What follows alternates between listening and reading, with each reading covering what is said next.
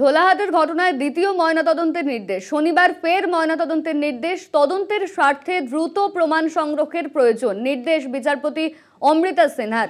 মামলাকারীর উপস্থিতিতে হবে ময়নাতদন্ত। দ্বিতীয় ময়নাতদন্তের সময় ভিডিওগ্রাফি করতে হবে। ঢোলাহাটের ঘটনায় দ্বিতীয় ময়নাতদন্তের নির্দেশ দেওয়া হয়েছে। শনিবার ফের ময়নাতদন্তের নির্দেশ। অমৃতা সিনহার নির্দেশ। শনিবার ফের ময়নাতদন্তের নির্দেশ। তদন্তের স্বার্থে দ্রুত প্রমাণ সংগ্রহের প্রয়োজন রয়েছে। নির্দেশ বিচারপতি অমৃতা সিনহার। মামলাকারীর উপস্থিতিতেই হবে ময়নাতদন্ত। দ্বিতীয় ময়নাতদন্তের সময় ভিডিওগ্রাফি করতে হবে।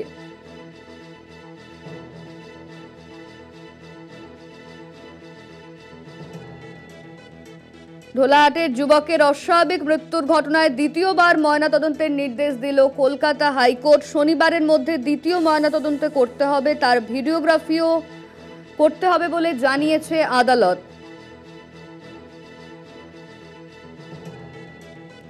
এমনই নির্দেশ বিচারপতি অমৃতা সিনহার। ময়নাতদন্তের সময় ভিডিওগ্রাফি করতে হবে। মামলাকারীর উপস্থিতিতে হবে ময়নাতদন্ত।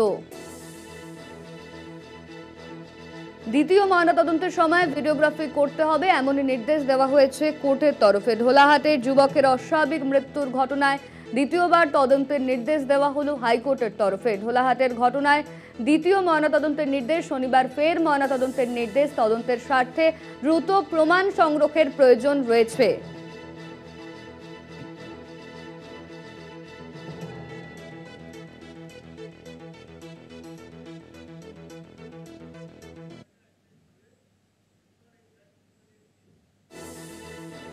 এই মুহূর্তে আমাদের সঙ্গে রয়েছেন আমাদের প্রতিনিধি কোয়েল মণ্ডল। কোয়েল, ঢোলাহাটে যুবকের অস্বাভাবিক মৃত্যুর ঘটনায় দ্বিতীয়বার ময়নাতদন্তের নির্দেশ দিয়েছে কলকাতা হাইকোর্ট, আর এই নির্দেশকে পরিবার কিভাবে দেখছে?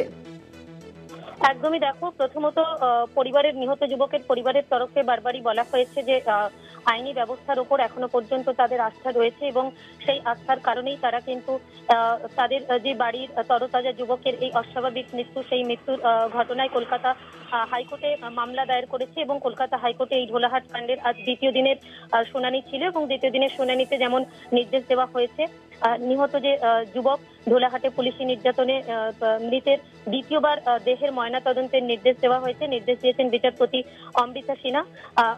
এই প্রসঙ্গে তোমাকে জানিয়ে রাখবো, ময়নাতদন্ত এর আগে যে ময়নাতদন্ত হয়েছিল সেই সময় একজন চিকিৎসক ময়নাতদন্ত করেছিলেন এবং সেই সময় মৃতের আত্মীয় ছিল না। তো সেক্ষেত্রে এবারে দ্বিতীয়বার মৃতের বাবার উপস্থিতিতে ময়নাতদন্ত করতে হবে, এমনটাই নির্দেশ দিয়েছেন বিচারপতি।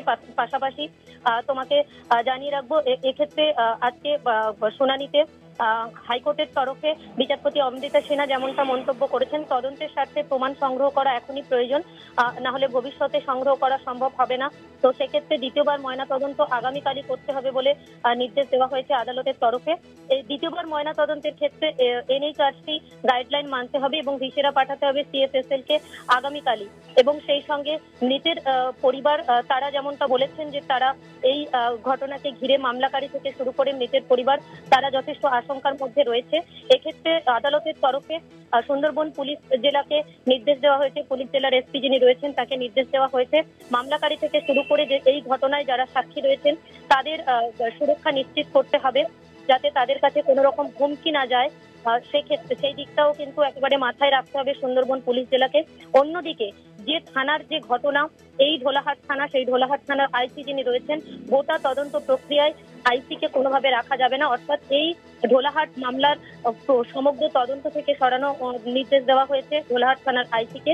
সর্বোপরি আগামীকাল আবার যদি ময়না তদন্ত হয় নিহত যুবকের দেহের দ্বিতীয়বার ময়না তদন্তের পর সেই তদন্তের নতুন কি তথ্য উঠে আসে এবং সেই তথ্যের ভিত্তিতে আবার আগামী যে শুনানি রয়েছে অর্থাৎ 22শে জুলাই কিন্তু এই ঢোলাহাট কাণ্ডের পরবর্তী শুনানি, সেই পরবর্তী শুনানিতে বিচারপতি ঠিক কি একদমই কোয়েল দ্বিতীয়বার ময়নাতদন্তে ঠিক কি উঠে আসে সেদিকেই নজর থাকবে। ধন্যবাদ তোমায়। আমাদের সঙ্গে ছিলেন আমাদের প্রতিনিধি কোয়েল মণ্ডল।